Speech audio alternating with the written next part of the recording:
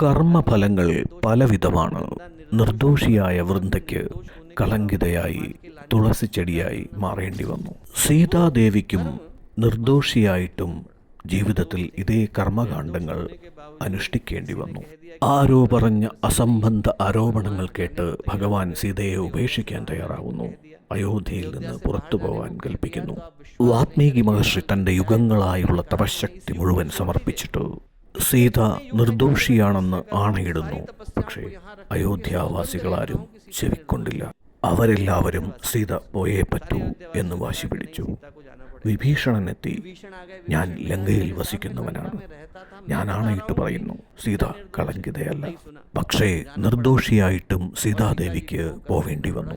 നിഷ്കളങ്കയായിട്ടും ദുരന്തങ്ങളും ദുരിതങ്ങളും അവരെ തേടി വന്നു.